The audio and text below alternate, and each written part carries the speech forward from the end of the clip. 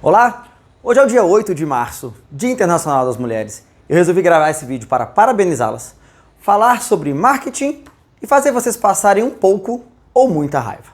Se você trabalha com marketing ou já me segue há um tempo, você sabe que uma das premissas, uma das bases do marketing é conhecer a sua audiência.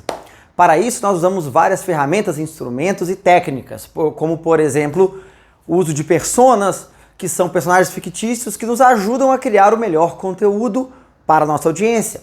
O uso de ICP, que é Ideal Customer Profile, que é o perfil do nosso consumidor ideal, que é aquela empresa ou pessoa para quem nós queremos vender. Uma das coisas mais importantes de todo o trabalho de identificação do seu público é se basear em dados, é fazer pesquisas e não sair chutando por aí o que as pessoas querem. Essa parte é bem óbvia e conhecida, mas também é importante você ter senso crítico na hora de executar o seu marketing. E o que isso tem a ver com o Dia Internacional das Mulheres? Eu vou dar um exemplo, que eu não sei se você ficou sabendo desse caso, que foi de um produto chamado Pink Gloves. As Pink Gloves são ou eram luvas descartáveis da cor rosa, obviamente, para as mulheres poderem remover e jogar fora os seus absorventes, para evitar que elas entrem em contato com sangue, porque, não sei, em 1920 o povo achava que o sangue menstrual era tóxico. O produto e a empresa, obviamente, foram criados por dois homens que não menstruam, André e Eugene, que, baseado na experiência deles de já terem sido casados e morado com mulheres, identificaram que o processo de menstruação não é muito sanitário. Obviamente, eles nunca viram um homem fazendo xixi em pé num vaso. No Instagram deles tinha escrito, e eu não tô zoando, eu não conseguiria inventar isso: mulheres podem evitar cheiros desagradáveis, bactérias e germes no lixo, além de impedir que outras pessoas vejam os seus absorventes. Você pode até achar que a ideia é ruim, e mas eles conseguiram levar o produto para uma espécie de Shark Tank da Alemanha e ainda conseguiram um investimento de 30 mil euros de um outro homem que não menstrua, que acha que a ideia era muito boa. São tantos problemas com essa ideia deles que eu não consigo nem começar.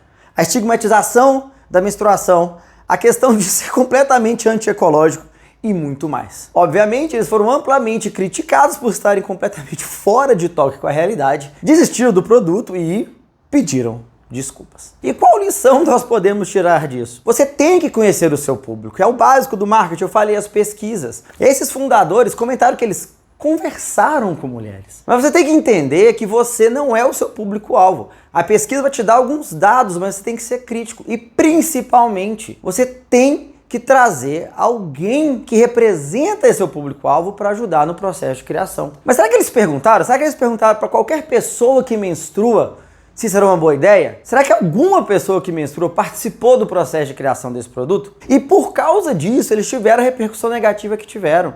E por causa disso, o produto deles não foi para frente, porque era um péssimo produto. Mas isso é só um exemplo que mostra que não é à toa que ano após ano saem dezenas de estudos que mostram que a diversidade faz bem para os negócios. Porque se você não tem uma empresa diversa, você não consegue entender uma audiência diversa. Empresas diversas são mais lucrativas, têm funcionários mais satisfeitos. Mas beleza, a Pink Gloves não deu certo, não foi para frente, e apesar de ser o sintoma de uma coisa maior, uma empresa pequena de duas pessoas, uma ideia na verdade, que não foi para frente é um problema pequeno. Mas então vamos falar de problemas grandes e falar um pouco de análise de dados, porque isso é muito importante para qualquer pessoa que trabalha com marketing, comunicação ou qualquer área do conhecimento em que você lida com outras pessoas. Sabe o que é relevante?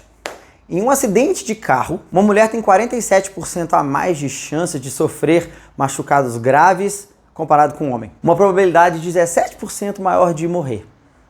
Por que isso acontece? Porque aqueles bonecos de teste que foram criados na década de 50, eles foram feitos de acordo com o homem médio. Um homem de 1,77 m e 76 kg.